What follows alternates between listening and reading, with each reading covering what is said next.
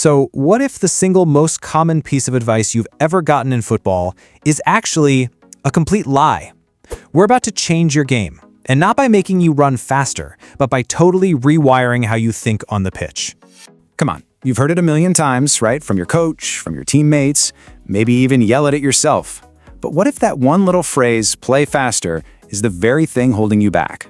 And this, right here, this is the whole story. For the average player, when they get the ball under pressure, it's just chaos. Their head goes down, their touch is rushed, it's pure panic. But then you watch the elite players, and it's like the game just slows down for them. They look so calm, so decisive. Why? Because they're not reacting, they're anticipating. Okay, so here's the secret, the big reveal. When a coach yells play faster, what they're really saying is think earlier. The game isn't won when the ball's at your feet. No way. It's won in those 2 or 3 seconds before you ever get it. See, true speed in football doesn't come from your legs, it comes from your brain.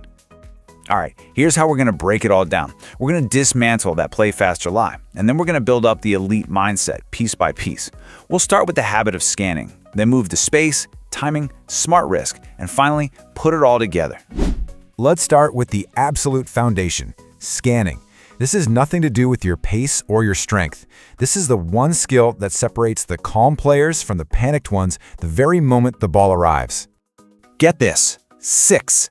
That's the number of times an elite player might scan their surroundings before the ball even gets to them. And this isn't just random head turning, it's rapid-fire information gathering so they can execute a plan they've already made. So what does all that scanning actually get you? It gets you answers, instantly.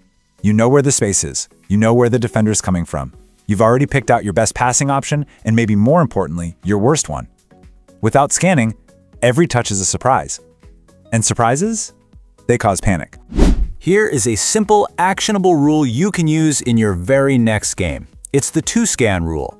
First scan, as your teammate is getting ready to pass. Second scan, while the ball is actually on its way to you. We're not talking about a big dramatic head turn, just quick little glances. Start doing this, and I promise you, the game will feel like it's in slow motion. Okay, let's level up. Once you're scanning, you can shift your focus from the ball itself to something way more important, space. You see, the best players don't follow the ball. They go find the future. The average player's brain is constantly asking, where's the ball? Where's the ball? So they follow it around. The problem is, that means you're always reacting to the present. You're always a step behind, and by the time you get there, you've dragged a defender with you, and the space is gone.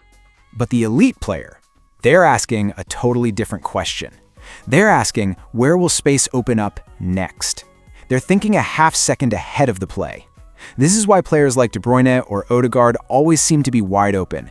They aren't magically faster than everyone else. They're just earlier. And this is such a crucial takeaway.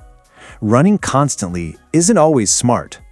You know, sometimes the most intelligent move you can make is to take one step back or drift sideways or even just stand completely still. Being stationary in the right space is way more effective than sprinting into a crowded one. So, you understand space, but how do you actually exploit it? Well, that brings us to timing. It's like an invisible skill. It's not just about where you move, it's all about when you move. Get it wrong by a split second and that space just disappears. One of the most powerful tools for timing is what we call the pause. Now, this isn't hesitation, it's a weapon. It's that tiny half-second wait that just baits the defender. It invites them to commit, and the second they do, they open up space somewhere else. You're basically tricking them into giving you an advantage. So here's the mantra to remember. The defender moves first, the elite player moves second. Just let your opponent show you their intentions. It doesn't matter if you're passing or dribbling or making a run. If you can make the defender commit first, you control the entire moment. That's the secret to incredible timing. Now let's elevate this to a strategic level, because here's a little secret. Coaches don't just see what you do with the ball, they see where on the pitch you're doing it. This is all about playing with smart risk. Take a look here. In your own defensive third, trying a risky dribble is a low-value play. It's just not smart. But in the opponent's final third, that exact same dribble suddenly becomes a high-value, game-changing action. Elite players get this. They're not afraid of taking risks, they're just incredibly smart about where they take them. And that brings us to the final piece, the top of the pyramid, the mindset. Because look, mistakes are gonna happen. It's football. The difference isn't about avoiding them. It's all about how you respond in the very next second.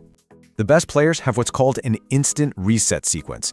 A mistake happens, but instead of their head dropping, there's an immediate mental reset.